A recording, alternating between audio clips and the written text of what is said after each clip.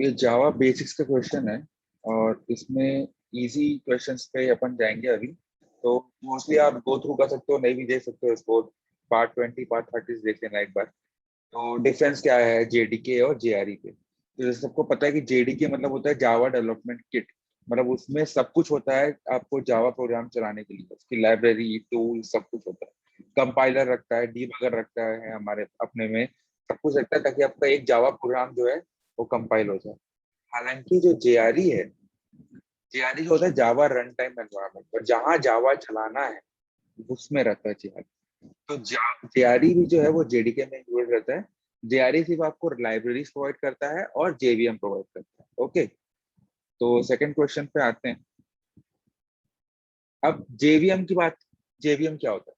JVM जो है एक एब्स्ट्रैक्ट मशीन है जो सिर्फ जावा बाइट कोड को एग्जीक्यूट करता है। ठीक है। डिफरेंट जेवीएम हो सकते हैं डिफरेंट हार्डवेयर के लिए और सॉफ्टवेयर प्रॉब्लम के लिए। तो जो जेवीएम है वो प्लेटफॉर्म डिपेंडेंट है। ठीक है।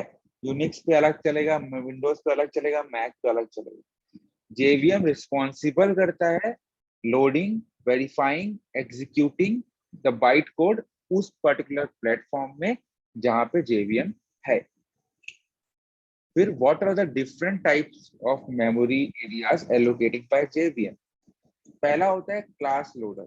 ठीक है, ये कंपोनेंट रहता है जो कि सारे क्लास फाइल को लोड करता है। फिर होता है क्लास मेथड एरिया। ये हर क्लास का स्ट्रक्चर जो है, जैसे रन टाइम में उसका कांस्टेंट पूल क्या है, उसके में फील्ड्स कैसे हैं, मेथड का डेटा क्या है, या कोड क्या है मेथड का, ये सब होता है क्लास एरिया या मेथड एरिया पे। फिर होता है हीप एरिया। हीप एरिया क्या करता है, ये रन टाइम के लिए काम आता है और ये डेटा एरिया होता है जहाँ पे ऑब्जेक्ट्स होते हैं। मेथड और क्लास में क्लास होता है, मेथड डिस्क्रिप्शन ये सब होता है।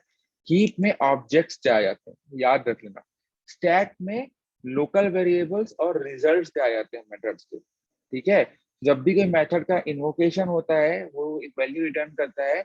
ये सब जो है एक जेवीएम स्टैक होता है वहां पे क्रिएट होता है। इसलिए रिकर्जन पे आप सुने होंगे बार बार जो स्टैक ओवरफ्लो जो एक वेबसाइट है वो। तो मेथड एरिया में क्लास का डेफिनेशन, मेथड का डेटा ये सब रहता है।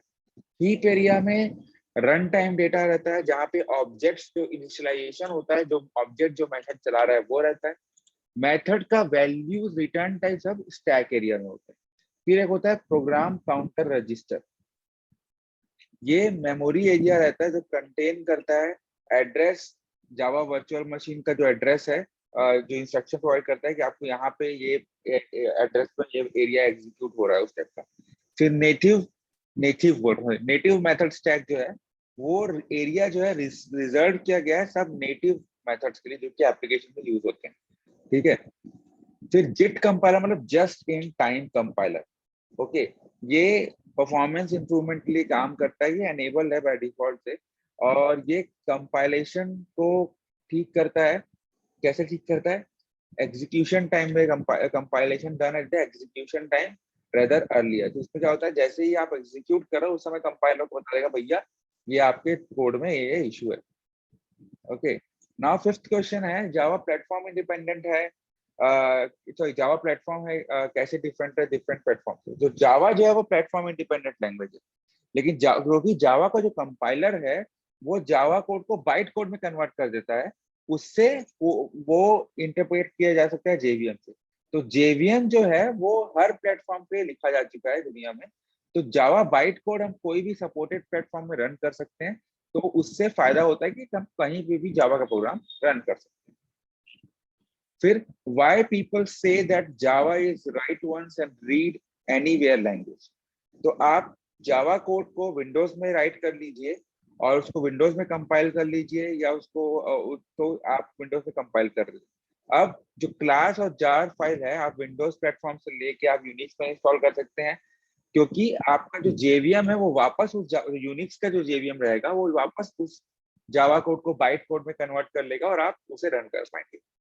बिहाइंड ऑल दिस प्रोबेबिलिटी जो होता है वो जावा बाइट कोड होता है। बाइट कोड जनरेट किया जाता है जावा कंपाइलर द्वारा, उसको इंटरप्रेट किया जाता है जेवीएम से, और वो बहुत ही ईजियर रहता है कि जावा पे प्रोग्राम लिखना ये भी लिखा हुआ है, इसलिए काफी अच्छा रहता है। जावा कंपाइलर जो जावा सी वो जावा कोड को कंपाइल करता है, और जावा जेवीएम का जो जावा है वो रन करता है कोड को। ठीक है। अब क्लास लोडर कैसे काम करता है? क्लास लोडर जो है एक क्लास है, पहली बात तो ये, वो यूज किया जाता है जेवीएम में फाइल्स लोड करने के लिए। क्लास लोडर जो है फाइल्स को उनके फिजिकल लोकेशन से, अगर फाइल सिस्टम में है एपीआई यूज करो तो उसका वहां, या नेटवर्क लोकेशन पे वहां से। अब तीन टाइप के क्लास लोडर होते हैं। पहला, बूटस्ट्रैप क्लास लोडर। ये पहला क्लास लोडर होता है, ये rt.jar फाइल में जितने भी जार्स हैं, जितने भी क्लासेस हैं उनको लोड करता है। फिर एक्सटेंशन जार, जो क्लास लोडर, जैसे आप कोई एक्सटेंशन लोकेशन है, कोई दूसरा जेआरई डाले हैं, दूसरा लाइब्रेरी डाले हैं, वहां से आता है। फिर एप्लीकेशन क्लास लोड, तो ये क्लास लोडर जो है वो डिपेंड करता है क्लास पाथ में to find the location of class files. If you specify your jars in class path में, अगर आपने कोई जार आप स्पेसिफाई किया है, तो जो एप्लीकेशन क्लास लोडर है वो उसे करेगा। बूटस्ट्रैप जो है इनिशियल वाले rt.jar से करेगा। एक्सटेंशन जो है lib jre ये सब से करेगा। अब क्लास पाथ में कुछ आपने डिफाइन किया हुआ है, वो काम करेगा हमारा एप्लीकेशन क्लास लोडर। अब आप ये बताइए कि क्या मेन मेथड जो है, तो मेन यूज, मेन जो है वो, मेन मेथड जो है वो कीवर्ड है जावा पे? नहीं, मेन जो है सिर्फ नाम है मेथड का। मल्टीपल मेथड कर सकते हैं हम, सेम नेम मेन से लिख सकते हैं, ठीक है, तो कोई प्रॉब्लम नहीं। हम मेन मेथड को public void static instead of public static void लिख सकते हैं या नहीं? क्यों? क्योंकि जो कोई भी मेथड है पहले अपना मॉडिफायर बताएगा, उसके बाद अपना रिटर्न वैल्यू बताएगा। तो हम पब्लिक वॉइड मेन लिखेंगे पब्लिक स्टैटिक वॉइड मेन के बदले, लेकिन पब्लिक स्टैटिक वॉइड जो लिख रहे हैं यहाँ पे देखिए बात जो है दो तरीके से फंसा दिया गया है। Can we write main method as public static void static? तो ये नहीं लिख सकते, ठीक है ना? क्यों? क्योंकि पब्लिक वॉइड मेन लिख सकते हो क्योंकि वहां पे आपका मेथड मॉडिफायर नहीं आ रहा है, मॉडिफायर आ रहा है उसका जो आपकी एक तरह से ऑर्डर ऑफ मॉडिफायर जो पब्लिक है आपका, फिर स्टैटिक है, स्टैटिक मतलब कि इसका चेंज नहीं होगा। तो उसके बाद वॉइड आ रहा है जो कि आपका रिटर्न टाइप है बेसिकली। तो इस रेंज पे आप लिख सकते हो।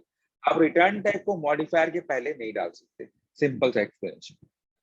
अब जावा पे अगर अपन कोई भी वैल्यू लोकल वेरिएबल के लिए नहीं किए हैं, तो डिफॉल्ट वैल्यू क्या होगा उन लोकल वेरिएबल का? तो basically Java does not initialize local variable with any default value, so this variable will be null by default। ठीक है, तो ये 10 क्वेश्चन यहाँ पे खत्म हो रहे हैं। कल फिर 10 क्वेश्चन करेंगे, फिर 10 क्वेश्चन करेंगे, ऐसे करते करते अपन खत्म कर देंगे जावा। Okay, thank you.